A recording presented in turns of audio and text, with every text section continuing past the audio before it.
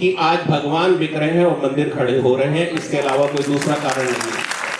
कोई दूसरा कारण नहीं है, सिर्फ भगवान बिक रहे हैं। मैं साफ कह रहा हूं कि भगवान विराजमान नहीं हो रहे, भगवानों की प्रतिष्ठा नहीं हो रही। खुल्लम खुल्ला इस मंच से कहता हूं, कहीं भी कहलवा लेना कि भगवान बिक रहे हैं और बिक रहे हैं, इसके अलावा और कुछ नहीं हो रहा। सोशल मीडिया पर चैनल महालक्ष्मी की ओर से आपके पास सादर जय जय सर। आज बहुत झकझोरने वाली बात है। क्या आज हम आप जैन समाज क्या अंधापन का शिकार हो गया है? क्या हम आज अंधेपन से पीड़ित हैं? झकझोरने वाली बात है। क्या आज हमारे पास काम सिर्फ भगवान को बेचने का रह गया है? आज भगवान ही बिक रहे हैं। बहुत झकझोरनी बात, अंदर की बात कैसे कही? आचार्य श्री अतिवीर जी ने शुरुआत वहीं से करते हैं। आज दुनिया में एक दौड़ मची पड़ी है विधानों की, पंच कल्याणकों की। विधानों के विरोध में नहीं हूं, पंच कल्याणकों के विरोध में नहीं हूं, लेकिन कहते हैं रोटी में, अगर रोटी में नमक 10 आदमियों की रोटी में अगर एक चम्मच नमक डालना है तो 1 चम्मच नमक ही शोभा देगा। 10 आदमियों की रोटी में 1 कटोरी चम्मच शोभा नहीं देगा। 1 कटोरी नमक अगर डल रहा है आज वर्तमान में, आज हमारे महाराज, कोई भी महाराज एनीवे, हम लोग जाते हैं 2 दिन के लिए किसी कॉलोनी में तो शर्त लगा देते हैं कि 1 दिन विधान कराना पड़ेगा। मैं पूछ रही, क्या हमने घर छोड़ा था तुम्हारे विधान कराने के लिए? पूछ रहा हूं मैं आपसे। आज शायद तुम्हारे घरों में उतने जन्मदिन नहीं मनते जितने आज इतने बर्थडे नहीं मनते जितने आज पंच कल्याणक होने लगे। और पंच कल्याणक भी किस लिए हो रहे हैं, मुझे मंच से कहने में कोई संकोच नहीं कि आज भगवान बिक रहे हैं और मंदिर खड़े हो रहे हैं, इसके अलावा कोई दूसरा कारण नहीं है। कोई दूसरा कारण नहीं है, सिर्फ भगवान बिक रहे हैं। मैं साफ कह रहा हूं कि भगवान विराजमान नहीं हो रहे, भगवानों की प्रतिष्ठा नहीं हो रही। खुल्लम खुल्ला इस मंच से कहता हूं, कहीं भी कहलवा लेना कि भगवान बिक रहे हैं और बिक रहे हैं, इसके अलावा और कुछ नहीं हो रहा। लेकिन आपकी अंधेपन का फायदा हम जैसे साधु उठा के ले जाते हैं और यही हो रहा है चारों तरफ। आज क्या आज समय आ गया है वापस लौटने का, यूटर्न लेने का, अति से इति का, और विशेषकर संतों के बीच में? यह बात कही आचार्य अतिवीर जी ने दिल्ली के खचाखच भरे सिविक सेंटर में। बताएंगे आपको बाकी बात, पहले यह सुन लेते हैं आपके साथ। खुद से मिलने आए थे और दुनिया से मिलकर चले गए। हम लोग घर कब लौटेंगे? बड़ी तकलीफ होती है सुनकर कि जिस टाइम भीतर से आवाज आती है, कहते हैं एक दिन मेरी रूह पूछती है मुझसे अक्सर, मेरी रूह पूछती है मुझसे अक्सर, जी भर गया हो तो चले अपने घर। कहां लग गए, कहां आए थे और कहां लग गए, चिंतन का विषय है। पूजा के विरोध में नहीं, मंदिर के विरोध में नहीं, स्थानक के विरोध में नहीं, विधान के विरोध में नहीं, लेकिन हर चीज की अति जब हो जाती है तो हम इति की ओर बढ़ना शुरू कर देते हैं। शायद ये वही समय चल रहा है। आज क्या रह गया है? मैं दिगंबर, आप श्वेतांबर, ये काजीपंथी, ये 20पंथी, और ये है तो मैं दिगंबर बोल रहा हूं, श्वेतांबर की बात अलग है। अपनी पहचान हमने खो दी। आज महावीर के अनुयायी नहीं, अरे होते तो सिर्फ जैन जैन जैन। आज हमसे यह पूछा जाता है, आर यू श्वेतांबर और दिगंबर? ये कोई नहीं कहता कि आर यू जैन। सवाल गंभीर है कि बहुत जीलीय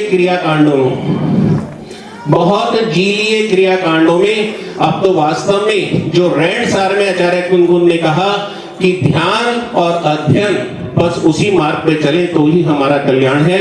ये पंथवाद भूल जाए कि ये श्वेतांबर है, ये दिगंबर है, ये कांजी वाले हैं, ये मूर्ति पूजक है, कुछ नहीं है। गर्व से कहो हम, गर्व से कहो हम, गर्व से कहो हम, बस कोई पहचान नहीं है। कोई आपसे पूछे कौन हो तो बोले हम जैन। जैसे अभी मेरे को एक वाक्य याद है स्वदेश भूषण जी का, जिस टाइम महावीर जयंती के लिए अब्दुल कलाम के पास गए थे ये कि भाई वहां पर महावीर जयंती की बात है, तो उन्होंने पूछा था कि कौन से जैन हो। याद है भूषण जी? उन्होंने पूछा बताओ दिगंबर हो श्वेतांबर हो, तो भूषण जी ने कहा 1 मिनट रुक जाओ, हम ना दिगंबर है ना श्वेतांबर है, हम मात्र जैन हैं। हम जैनियों की महावीर जयंती में आपको बुला रहे हैं, अब बताओ आपको आना है नहीं? इतनी कहने की हिम्मत होनी चाहिए, इतनी समझ होनी चाहिए कि हम लोग बड़े फक्र से कहते हैं हम दिगंबर हैं, ये कहते हैं बड़े हम श्वेतांबर हैं। शर्म के साथ कहना चाहिए कि हम दिगंबर हैं, श्वेतांबर हैं। बस एक चीज में फक्र होना चाहिए कि हम जैन हैं और जैन हैं। अब वक्त टुकड़ों में और बंटने का नहीं है, टुकड़ों को संजो के एक जैन बनने का है। जे अलग, ए अलग, आई अलग, एन नहीं, आज तो हमने जे के भी टुकड़े कर दिए हैं। आज हमें दिगंबर नहीं बनना, श्वेतांबर नहीं बनना, हमें जैन बनना है। मुनि बनने का मतलब ये नहीं कि कपड़े उतारने, मुनि बनने का ये मतलब नहीं कि हम जंगल की ओर चले जाएं।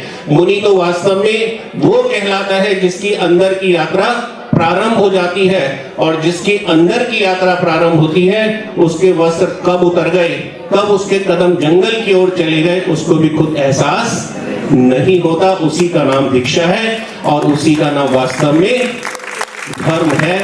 आज हम धर्म के नाम पर आडंबर रचे बैठे हैं। ये श्वेतांबर, मैं दिगंबर, क्यों बैठूं इनके साथ, क्यों बैठूं इनके साथ? मैं एक छोटा सा सवाल पूछ रहा हूं। ये जो झगड़े हमने शुरू कर दिए, शायद ये महावीर के समय में झगड़े नहीं थे, और महावीर के किसी प्रवचन में कहीं किसी तीर्थंकर के समूचरण में ये आवाज नहीं आई कि हम किसी से नफरत करें। जीवंत उदाहरण है, महावीर स्वामी के समूचरण में राजा सैनिक पहुंचे तो महावीर ने नहीं कहा कि मेरे समूचरण से बाहर चले जाओ, तुमने यशोधर मुनिराज के गले में सर्प डाला था, उनके ऊपर उत्सर्ग किया था, नहीं कहा।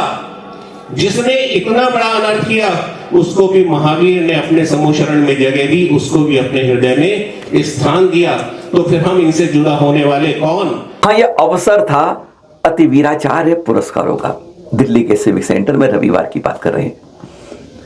संभवतः सबसे बड़ी पुरस्कार राशि 3 लाख रुपए दी गई विभिन्न 4 जगह के बारे में। एक शील्ड, सम्मान पत्र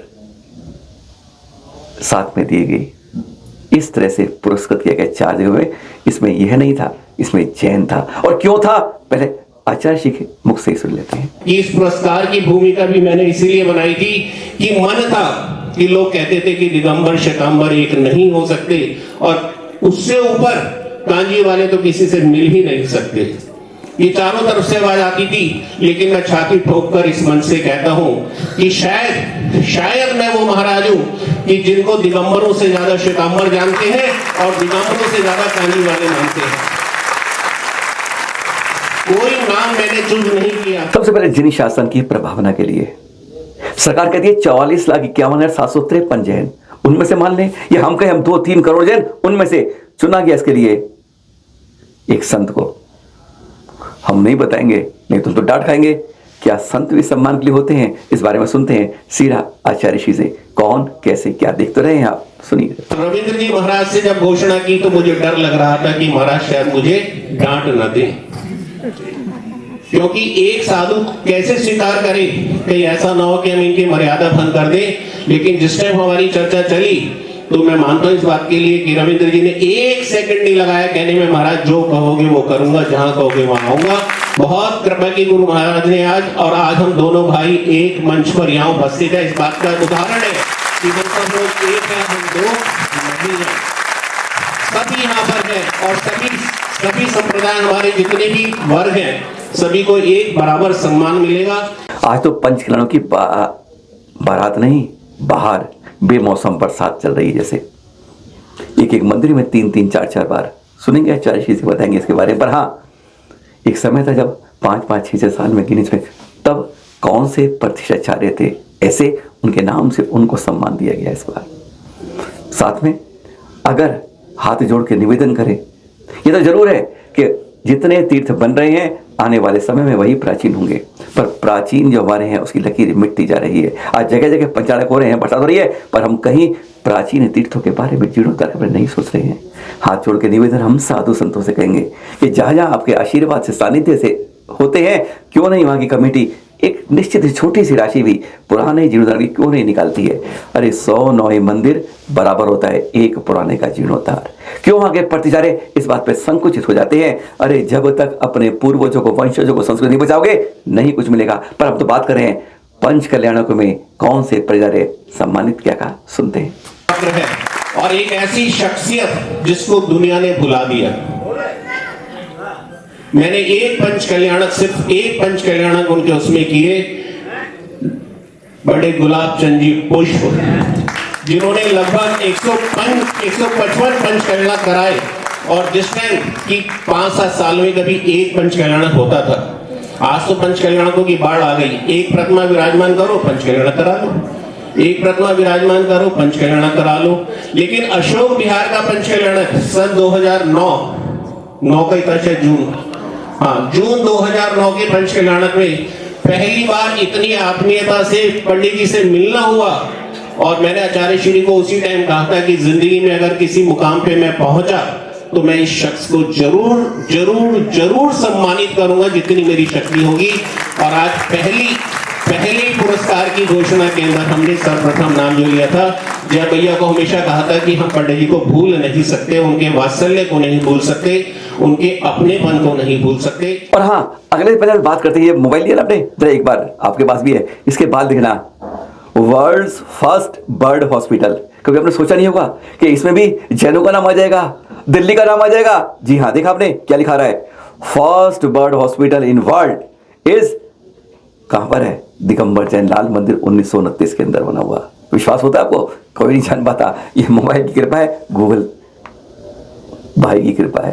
देख रहे हैं आप ये, और उसको पुरस्कृत किया गया जीव दया परोपकार के लिए। देख रहे हैं आप, सचमुच दुनिया का सबसे पहला पक्षी अस्पताल। चल हमारी टीम ने जाकर देखा, इसके चित्र भी दिखाया आपको, ये पुरस्कार सम्मान के देख रहे हैं कि है ना, 1929 में लाल मंदिर में जहां हो रहा है पंच कल्याणक। हाँ, जैन जहां दर्शन दिया गया है ना, लालबुरी शास्त्री संस्कृत विद्यापीठ के अध्यक्ष डॉक्टर वीर सागर जैन। हम ये उनके नाम इसलिए नहीं बता रहे कि उन्हें पुरस्कार मिला, पुरस्कार कई जगह मिलते हैं, पर इसलिए बता रहे हैं कि उन्होंने यहां पर एक ठंके की चोट पर कहा, प्राकृत सीख लो, घर पर खाली नहीं बैठने दूंगा किसी प्राकृत जानने वाले को।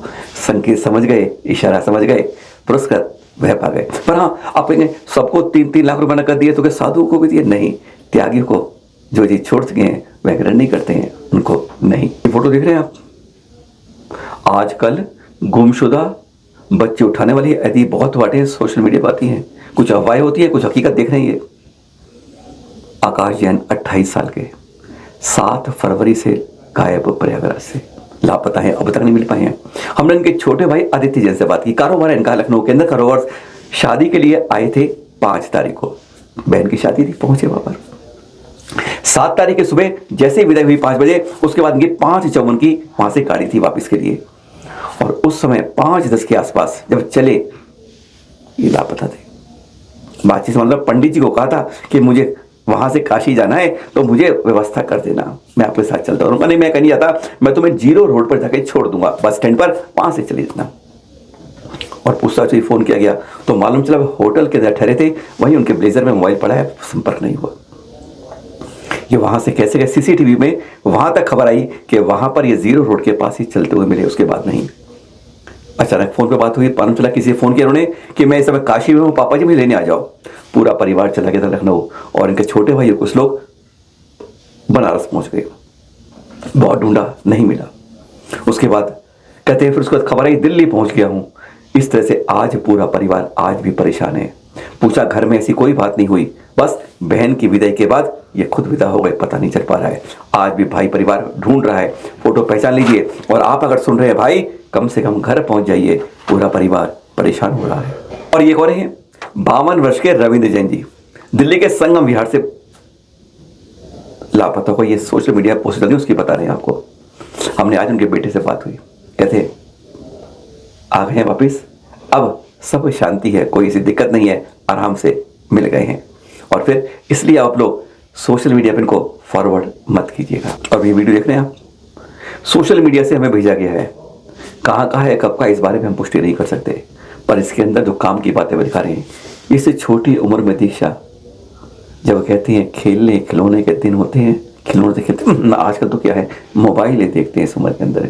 आप नहीं जानते इतना जितना वह 5 साल का बच्चा देख लेता है, 6 साल का बच्चा, 7 साल का बच्चा, उसमें परफेक्ट होता है। आज वह दिन होते हैं, पर यह दीक्षा ले ली। ये दीक्षा के बारे में ऐसे बात नहीं करें तो चर्चा का विषय की दीक्षा बाल दीक्षा होनी चाहिए, बात नहीं करें। हम तो बात कर रहे हैं पटरियों पर विहार की, मौत को बुलावे की। ये हमारी अनमोल धरोहर है साध्वी जी। इन साध्वियों को साथ पट्टियों से विहार, क्यों मौत को आमंत्रण देते? कौन है श्रावक साथ चलने वाले? क्यों हम इस वजह से अपनी गलतियों से फाज नहीं आते? रोज इस तरह खबरें सुनते हैं और उसके बाद भी हम इस तरह से आंख बंद कर इस विहार कर, चाहे पुराना हो चित्र, इस बात नहीं करे, यह झकझोरने वाले चित्र होते हैं। सुरक्षित विहार कराइए, चाहे लंबा हो जाए, पर विहार सुरक्षित होना चाहिए। आज के लिए इतना सीख ले लीजिए। और दूसरी बात, मैं न दिगंबर हूं न श्वेतांबर हूं, मैं सिर्फ जैन हूं। सादर जय जिनेंद्र।